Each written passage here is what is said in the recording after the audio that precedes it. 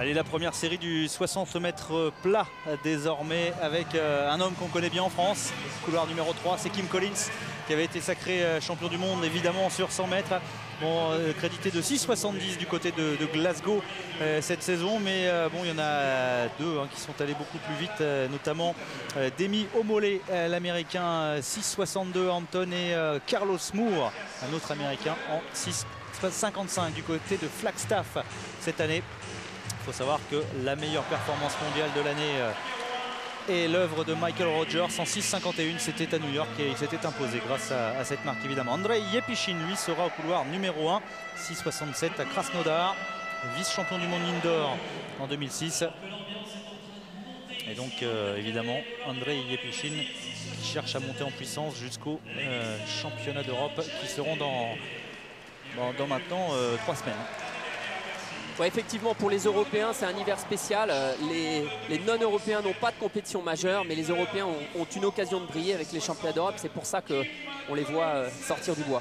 Allez, on a aperçu De Lima, le Brésilien, au couloir numéro 2 en 6,62, troisième à Gand. Kim Collins, le voici donc 6,70 du côté de Glasgow, le coureur de Saint-Kitts et Nevis. Carlos Moore avec les gros muscles, 6,55 à Flagstaff.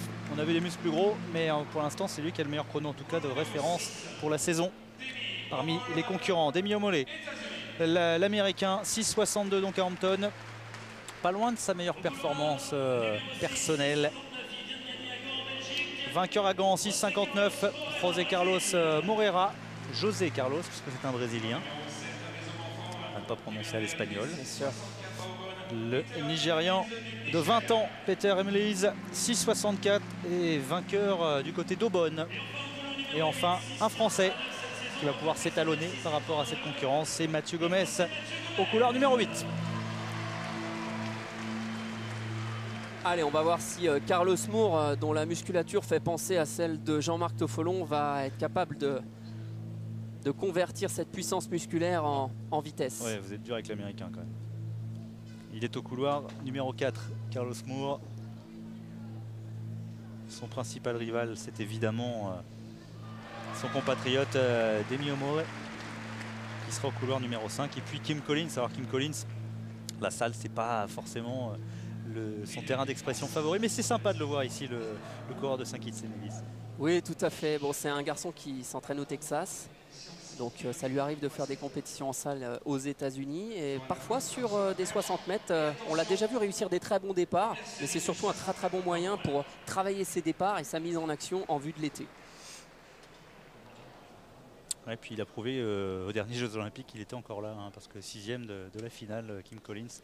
C'est un homme des grands rendez-vous. Exactement. Et c'est l'homme des championnats du monde surtout. Et attention, parce que cette année, il y aura les championnats du monde du côté de Berlin au mois d'août. Allez, faux départ. Certainement du Nigérian en couloir 7, Peter Emeliz, me semble-t-il. Alors on rappelle la règle, Nicolas, vous savez, quand il y a un faux départ qui a été commis, eh bien, ah non, c'est notre ami Carlos Moore qui doit faire le faux départ. Donc voilà, le juge lève un carton jaune, ça veut dire que... Sur un 60, c'est vraiment handicapant. Bien sûr, ça veut dire que maintenant, eh bien, n'importe lequel de ses concurrents qui fera un faux départ est éliminé. Voilà, on est sur la règle maintenant. Une fois qu'il y a un premier faux départ qui est fait, c'est la même règle qu'en natation. C'est-à-dire que le moindre faux départ, c'est le vestiaire. Et on devrait avoir des temps de réaction nettement inférieurs forcément pour le deuxième départ, parce que voilà, il a des gros muscles, mais il a tellement envie de bien faire, Carlos Moore, qu'il est parti un peu vite. Mais oui, je disais, pour le deuxième départ, il y aura des temps de réaction qui seront forcément un petit peu moins bons, parce que là, Carlos Moore, finalement, il pénalise tout le monde. Oui, effectivement. Alors, à ce jeu, eh bien, ceux qui sont avantagés, Nicolas, c'est ceux qui viennent du système universitaire américain, parce que la règle est différente de la règle I2AF. Là-bas, c'est la règle de la natation, 0 faux départ, donc ils sont éduqués à ce type de pression, ce type de stress, puisque depuis tout jeune, eh bien, dans chaque compétition, ils sont habitués à être éliminés au moindre faux départ. C'est pourquoi certains Américains comme Moore se permettent de le faire de temps en temps. Voilà, cette fois-ci c'est bien parti. On a vu que le temps de réaction était nettement moins bon avec, il me semble, José Carlos Moreira, le Brésilien, ou Demi Omolé plutôt. Demi Omolé, oui, pardon. Demi Omolé en 6,61. Si le chrono est confirmé, c'est sa meilleure perf de la saison. Et c'est un bon chrono quand même, 6,61. On vous rappelle quand même que nous sommes qu'en série et c'est bien lui qui s'est imposé. A noter que tout à l'heure le chrono de Ladji a été corrigé de 1 centième. Donc là aussi c'est un meilleur chrono. Et Demi Omolet 6,61 pour l'instant. Eh bien on va dire que c'est de bon augure pour la suite parce qu'on vous le disait, il n'était pas loin de son record personnel en 6,62 et il l'a encore amélioré ici.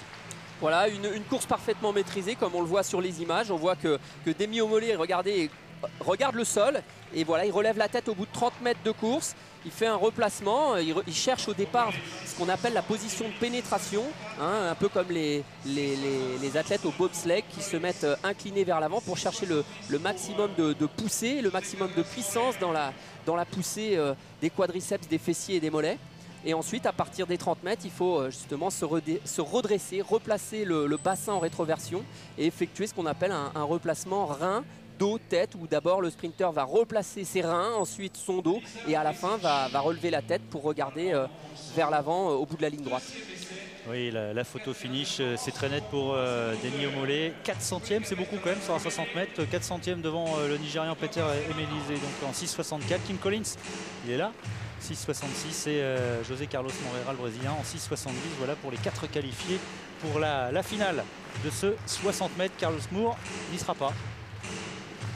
Oui, a priori, Carlos Moore n'y sera pas. Juste pour les téléspectateurs, vous parliez de l'écart à 4 centièmes, à peu près c'est 40 cm. Voilà, on a l'habitude de dire qu'à ces vitesses-là, 4 centièmes représentent à peu près 40 cm d'écart. Mais souvent c'est très serré sur les 60 mètres évidemment. Mais là 4 centièmes, on sait qu'une série, mais on a vu que derrière, voilà, ça se tient en 2 centièmes, 4 centièmes, encore 1 centième. Carlos Moore en 6,77, 6e chrono seulement, comme quoi il a été handicapé par son faux départ.